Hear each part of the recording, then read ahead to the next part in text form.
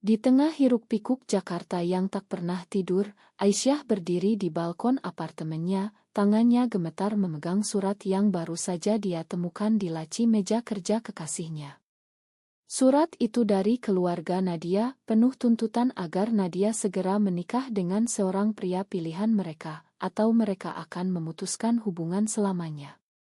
Aisyah merasa dunia runtuh. Selama 2 tahun ini, dia dan Nadia telah menjalani cinta yang tersembunyi, tapi kini rahasia itu mengancam untuk meledak.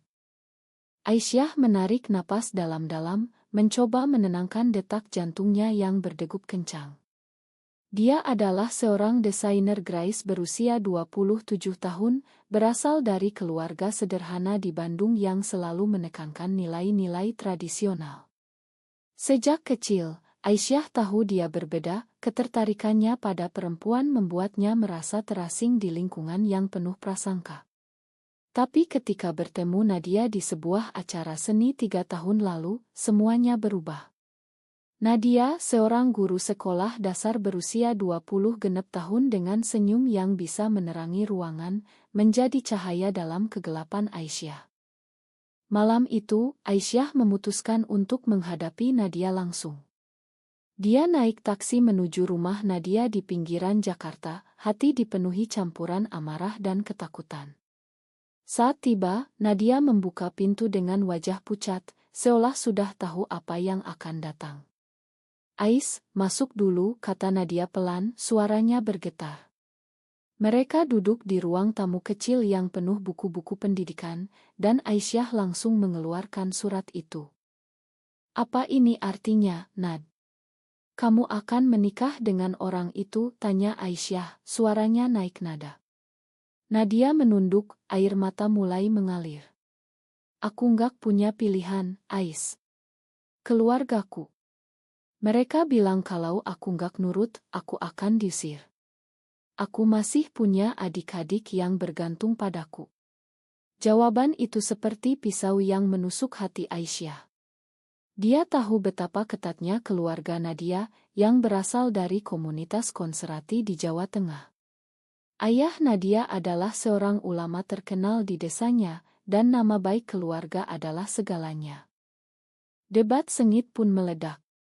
Aisyah berargumen bahwa mereka bisa kabur bersama, meninggalkan semuanya. "Kita bisa mulai hidup baru, Nad. Di Bali atau di mana saja yang lebih bebas." Tapi Nadia menggelengkan kepala. "Itu mimpi, Ais. Realitanya, masyarakat kita nggak akan terima. Aku takut kehilangan segalanya, termasuk pekerjaanku sebagai guru. Anak-anakku butuh aku." Aisyah merasa dikhianati. Dia telah mengorbankan banyak hal untuk hubungan ini, termasuk menolak tawaran pekerjaan di luar negeri agar bisa dekat dengan Nadia. Malam itu berakhir dengan pertengkaran hebat. Aisyah pergi sambil menangis, meninggalkan Nadia yang terduduk di lantai. Keesokan harinya, Aisyah mencoba fokus pada pekerjaannya, tapi pikirannya terus kembali ke Nadia. Dia ingat saat pertama kali mereka berciuman di bawah hujan di Taman Menteng, bagaimana rasanya seperti kebebasan. Tapi kini kebebasan itu terancam oleh tekanan sosial yang tak terlihat tapi kuat. Sementara itu, Nadia bergulat dengan konflik batinnya sendiri. Dia mencintai Aisyah dengan sepenuh hati, tapi bayangan ayahnya yang marah besar menghantuinya. Sebagai anak sulung, dia merasa bertanggung jawab atas keluarganya. Dia menelepon ibunya, berpura-pura semuanya baik-baik saja, tapi dalam hati, dia tahu keputusan ini akan menghancurkan salah satu dari mereka. Nadia memutuskan untuk bertemu dengan calon suaminya, seorang dokter muda bernama Rea, yang dipilih ayahnya. Pertemuan itu berlangsung di kamar mewah, dan Rea tampak sopan, tapi Nadia merasa mual memikirkan masa depan bersamanya. Aisyah, di sisi lain, mulai mencari dukungan dari teman-temannya. Dia bertemu dengan Rina, seorang aktivis di Jakarta, yang telah melalui pengalaman serupa. "Kamu harus kuat, Ais.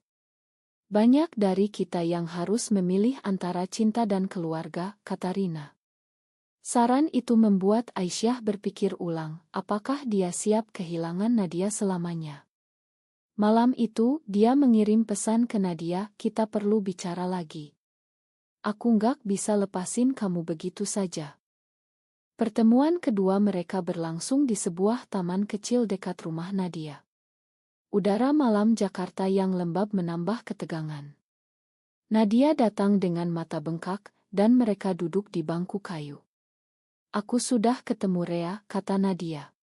Aisyah merasa jantungnya berhenti. Dan tanyanya. Dia baik, tapi aku nggak bisa bayangin hidup tanpa kamu. Kata-kata itu membuka pintu harapan, tapi juga konflik baru. Mereka berpelukan, tapi Aisyah tahu ini baru permulaan dari perjuangan panjang. Hari-hari berikutnya, Aisyah mulai merencanakan sesuatu. Dia mencari informasi tentang komunitas LGBT di Indonesia, berharap menemukan jalan keluar. Tapi berita tentang penangkapan aktivis gay di Surabaya membuatnya takut. Masyarakat Indonesia masih penuh dengan stigma, pernikahan sesama jenis bahkan tidak diakui, dan banyak yang mengalami diskriminasi. Aisyah merasa terjebak antara cinta dan realitas. Nadia sementara itu mulai meragukan keputusannya. Dia mimpi buruk tentang pernikahan paksa, dan bangun dengan keringat dingin. Dia menyadari bahwa menikah dengan Rea berarti mengkhianati dirinya sendiri. Tapi tekanan dari keluarga semakin kuat, ayahnya menelepon setiap hari, menanyakan kemajuan. Nadia merasa seperti burung dalam sangkar, ingin terbang tapi sayapnya terikat. Akhirnya, Aisyah memutuskan untuk bertindak. Dia mengajak Nadia pergi ke sebuah retreat di Bogor, berpura-pura sebagai liburan teman. Di sana, di tengah pegunungan yang hijau, mereka bisa bicara bebas. Perjalanan itu menjadi titik balik, di kamar hotel sederhana, mereka berbagi cerita masa lalu. Aisyah menceritakan bagaimana dia pernah diusir dari rumah saat remaja karena ketahuan menyukai perempuan. Nadia terkejut, dan itu membuatnya sadar betapa beratnya beban yang Aisyah tanggung. Tapi di tengah kentiman itu, telepon Nadia berdering. Ayahnya menelepon, marah besar karena mendengar rumor tentang teman dekat Nadia. Kamu harus putuskan hubungan itu sekarang juga, teriaknya. Nadia panik, dan pertengkaran dengan Aisyah meledak lagi. Aku nggak bisa lawan keluargaku, Ais, kata Nadia. Aisyah merasa hancur, dia tahu ini adalah ujian terbesar mereka. Kembali di Jakarta, Aisyah mencoba menyibukkan diri dengan pekerjaan. Kantor desainnya penuh dengan deadline, tapi pikirannya terus melayang ke Nadia. Dia ingat saat mereka pertama kali bertemu di pameran seni, Nadia sedang mengamati lukisan abstrak, dan Aisyah mendekat untuk berkomentar. Percakapan itu mengalir begitu alami, hingga mereka bertukar nomor dan mulai bertemu secara rutin. Tapi kini, semuanya terasa rapuh. Aisyah memutuskan untuk mencari nasihat dari psikolog, seorang wanita progresi bernama Drsari. Di sesi pertama, Aisyah menuangkan segalanya, cinta terlarang, tekanan masyarakat, dan ketakutan kehilangan. Anda harus pahami bahwa di Indonesia, identitas seringkali bertabrakan dengan norma sosial, kata Drsari. Tapi pilihan ada di tangan Anda. Apa yang Anda siap korbankan? Saran itu membuat Aisyah berpikir. Dia mulai membaca buku tentang hak-hak LGBT di Asia Tenggara, menemukan cerita-cerita inspirasi dari Thailand dan Filipina. Tapi di Indonesia, situasinya lebih rumit dengan pengaruh agama yang kuat. Aisyah merasa marah pada sistem yang memaksa orang seperti dia bersembunyi. Sementara itu, Nadia menghadapi tekanan yang semakin berat. Keluarganya mengatur pertemuan keluarga besar, di mana Rea dan keluarganya hadir. Di rumah ayahnya di Semarang, Nadia duduk di samping Rea, berpura-pura tersenyum. Tapi dalam hati, dia memikirkan Aisyah. Saat malam tiba, Nadia menyelinap keluar dan menelepon Aisyah. Aku kangen kamu, bisiknya. Aisyah menjawab, aku juga. Tapi kita harus putuskan sekarang. Keesokan harinya, Nadia kembali ke Jakarta dengan hati gelisah. Dia bertemu Aisyah di sebuah cafe tersembunyi. Ayahku sudah tentukan tanggal lamaran, kata Nadia. Aisyah terkejut. Kamu setuju? Nadia menggeleng. Aku bilang iya untuk sementara, tapi aku nggak bisa. Mereka merencanakan untuk kabur, tapi realitas menghantam. Nadia punya hutang keluarga, dan Aisyah punya karir yang baru mulai. Konflik memuncak ketika teman Nadia, seorang rekan guru bernama Lina, curiga. Lina melihat Nadia sering murung dan bertanya. Nadia dalam kelemahan menceritakan semuanya. Lina terkejut tapi mendukung. Kamu harus jujur pada dirimu sendiri, kata Lina. Tapi Lina tanpa sengaja memberi tahu seorang teman lain dan rumor mulai menyebar di sekolah. Aisyah mendengar ini panik. Dia tahu rumor bisa menghancurkan karir Nadia. Dia menghadapi Nadia, kamu cerita ke Lina. Itu bahaya. Nadia membela diri, aku butuh dukungan. Pertengkaran itu membuat mereka semakin jauh. Aisyah merasa dikhianati lagi dan memutuskan untuk memberi ruang. Hari-hari berikutnya, Aisyah bertemu dengan komunitas online. Dia bergabung dengan grup rahasia di Telegram, bertukar cerita dengan orang-orang sepenanggungan. Salah satu anggota, seorang wanita bernama Maya, berbagi pengalaman bagaimana dia kehilangan keluarga tapi menemukan kebahagiaan. Itu memberi Aisyah harapan. Nadia, di sisi lain, mulai memberontak. Dia menolak undangan Rea untuk makan malam, mengatakan dia butuh waktu. Rea curiga, tapi Nadia tegas. Tapi ayahnya marah besar, mengancam untuk datang ke Jakarta. Nadia merasa terpojok, dan dalam keputusasaan, dia pergi ke apartemen Aisyah malam itu. Saat tiba, Aisyah membuka pintu dengan wajah dingin. Apalagi, Nad? Nadia menangis, aku nggak bisa nikah sama dia.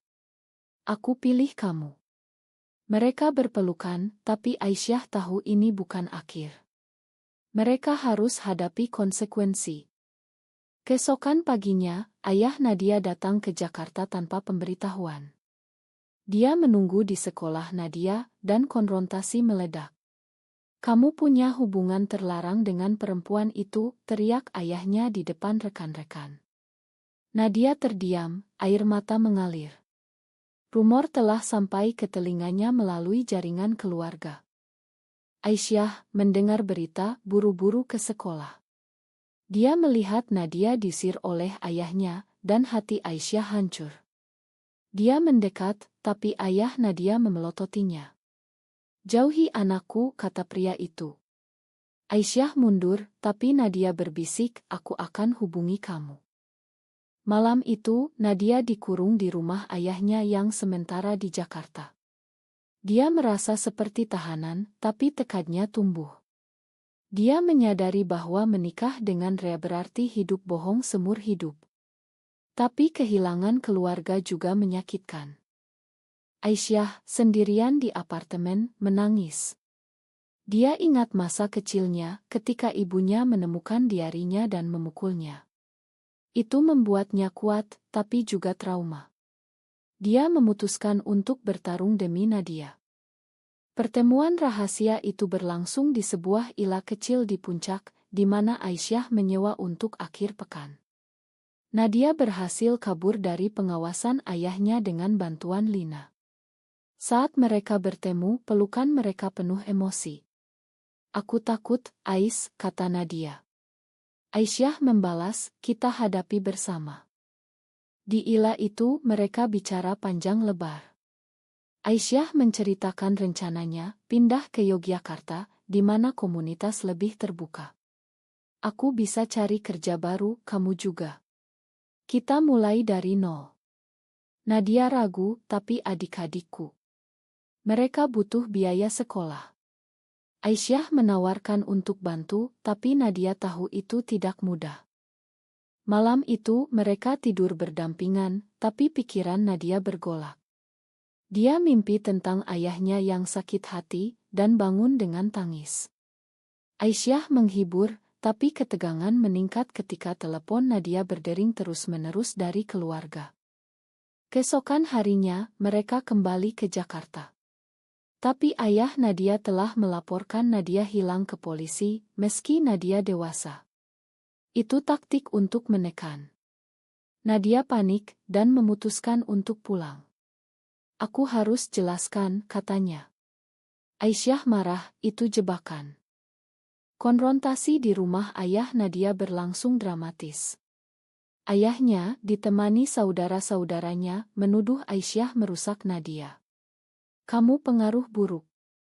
Ini dosa besar, teriaknya. Nadia membela, "Pak, aku cinta Aisyah. Ini bukan pilihan, ini siapa aku." Kata-kata itu membuat ruangan hening, lalu meledak amarah. Ayah Nadia mengusir Aisyah dan mengunci Nadia. Tapi Nadia berteriak, "Kalau Papa nggak terima, aku pergi selamanya." Itu adalah pemberontakan pertama Nadia. Ayahnya terkejut, dan untuk pertama kalinya, dia mendengar. Aisyah pulang dengan hati hancur. Dia bertemu Rina lagi, yang menyarankan untuk libatkan pengacara. Di Indonesia, meski sulit, ada hak asasi manusia. Aisyah mulai mencari bantuan legal. Sementara itu, Nadia berdebat dengan ayahnya sepanjang malam. Dia menceritakan perasaannya sejak remaja, bagaimana dia berpura-pura normal. Ayahnya mendengar, tapi tetap tegas. Ini bertentangan dengan ajaran kita. Nadia menangis, tapi aku tetap anak papa. Pagi harinya, Nadia dibebaskan tapi diawasi ketat. Dia diam-diam bertemu Aisyah di taman. Ayahku mulai goyah, tapi masih marah. Aisyah senang, tapi waspada. Konflik baru muncul ketika Rea mengetahui kebenaran. Dia datang ke rumah Nadia, marah karena merasa ditipu. "Kamu bohongi aku," kata Rea. Nadia minta maaf, "Aku nggak pernah cinta kamu." Rea pergi dengan hati sakit, tapi mengancam akan sebarkan rumor. Rumor itu menyebar cepat. Di sekolah Nadia, kepala sekolah memanggilnya. "Kami dapat keluhan dari orang tua. Ini memengaruhi reputasi sekolah." Nadia dipecat, hati hancur. Dia menelepon Aisyah, "Aku kehilangan pekerjaan." Aisyah datang menjemput, dan mereka pergi ke apartemen Aisyah. Di sana Nadia menangis, "Semua ini karena aku." Aisyah menghibur, "Kita akan cari jalan." Tapi dalam hati, Aisyah tahu pengorbanan ini besar. Hari-hari berikutnya, mereka hidup bersembunyi. Aisyah kehilangan klien karena rumor, tapi tetap kuat. Mereka bergabung dengan komunitas LGBT, menemukan dukungan. Tapi tekanan keluarga Nadia meningkat. Ibu Nadia sakit karena stres, dan Nadia merasa bersalah. Dia memutuskan untuk pulang, "Aku harus rawat mama." Aisyah setuju, tapi takut. Di rumah, Nadia merawat ibunya, tapi ayahnya masih dingin. Ibu Nadia dalam kelemahan berbisik, "Aku ingin kamu bahagia, nak." Itu memberi harapan. Aisyah sendirian bergulat dengan depresi. Dia ke psikolog lagi, belajar mengelola emosi. Dukungan dari ibu Nadia menjadi titik terang. Ibu itu, meski lemah, berbicara dengan ayah Nadia. "Kita nggak bisa paksa anak kita hidup bohong," katanya. Ayah Nadia marah, tapi mulai ragu. Dia ingat masa mudanya, ketika dia pernah melawan orang tua untuk menikah dengan ibu Nadia. Nadia memanfaatkan momen itu untuk bicara lagi. "Pak, tolong pahami. Aku nggak mau hilang keluarga, tapi aku juga nggak bisa hilang Aisyah." Ayahnya diam, tapi akhirnya setuju untuk bertemu Aisyah. Pertemuan itu berlangsung tegang di rumah keluarga. Aisyah datang dengan gugup, tapi tegas. Saya cinta Nadia, Pak. Saya siap tanggung jawab. Ayah Nadia memelototi, ini nggak normal di masyarakat kita. Debat panjang terjadi tentang agama, budaya, dan hak pribadi. Akhirnya, ayah Nadia mengalah sedikit. Aku nggak setuju, tapi aku nggak akan usir kamu. Itu kemenangan kecil, tapi Nadia bahagia. Tapi masalah belum selesai. Rumor di masyarakat membuat Nadia sulit cari kerja baru. Dia melamar ke sekolah lain, tapi ditolak. Aisyah juga menghadapi diskriminasi di kantor, bosnya memperingatkan, ini bisa pengaruhi bisnis. Mereka memutuskan untuk pindah ke Bali, di mana suasana lebih liberal. Aisyah dapat tawaran kerja di sana, dan Nadia bisa mulai bisnis kecil. Packing barang menjadi momen emosional, mereka meninggalkan kenangan di Jakarta. Di Bali, mereka tinggal di rumah kecil dekat pantai.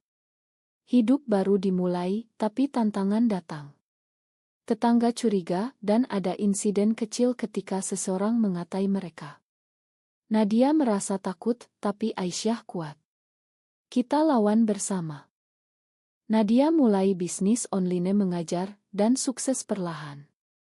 Aisyah berkembang di pekerjaan barunya. Tapi kerinduan pada keluarga menghantui Nadia. Dia menelepon ibunya secara rutin, tapi ayahnya masih dingin. Suatu hari, ayah Nadia datang ke Bali tanpa pemberitahuan. Dia ingin bicara. Di teras rumah, dia mengaku, aku salah. Aku takut kehilangan kamu. Nadia menangis, dan mereka berpelukan. Ayahnya tidak sepenuhnya setuju, tapi menerima. Aisyah melihat dari jauh, bahagia. Tapi kemudian, konflik internal muncul. Aisyah mulai ragu, apakah pengorbanan ini worth it? Dia merindukan kehidupan normal. Pertengkaran kecil meledak. Kamu menyesal? Tanya Nadia. Aisyah jujur, kadang ya. Tapi aku cinta kamu. Itu memperkuat ikatan mereka. Hidup di Bali membawa kedamaian, tapi berita nasional tentang Rayal membuat mereka waspada. Mereka bergabung dengan komunitas lokal, membantu orang lain. Tahun berlalu di Bali, dan hubungan Aisyah dan Nadia semakin kuat. Mereka membangun rumah tangga kecil, dengan rutinitas sehari-hari yang penuh cinta. Nadia sukses dengan bisnis online-nya, sementara Aisyah menjadi desainer terkenal di komunitas seni Bali. Tapi luka lama belum sepenuhnya sembuh. Suatu hari, adik Nadia datang berkunjung. Adik itu, yang kini remaja, mendukung kakaknya. Aku bangga sama kakak, katanya. Itu membuat Nadia bahagia, tapi juga mengingatkan pada keluarga. Ayah Nadia mulai melunak lebih jauh. Dia mengunjungi lagi, dan kali ini bicara dengan Aisyah secara pribadi. Terima kasih udah jaga Nadia, katanya. Itu momen rekonsiliasi. Tapi masyarakat masih menekan. Ada kampanye anti-LGBT di media, dan mereka merasa terancam. Aisyah bergabung dengan advokasi, berbicara di acara kecil. Nadia ragu, takut risiko. Konflik puncak datang ketika Aisyah diundang ke konferensi LGBT di Jakarta. Nadia takut, jangan pergi, bahaya. Aisyah pergi, dan di sana, dia bertemu mantan teman yang mengkhianati. Rumor lama muncul lagi. Kembali ke Bali, Nadia marah. Kamu ambil risiko terlalu besar. Pertengkaran hebat terjadi, hampir memisahkan mereka. Tapi mereka bicara, dan memutuskan untuk tetap bersama. Akhirnya, mereka menemukan keseimbangan. Hidup dengan cinta, meski dengan harga mahal, kehilangan teman, karir lama, dan bagian dari keluarga. Apakah memilih cinta sejati meski bertentangan dengan norma masyarakat selalu merupakan keputusan yang benar?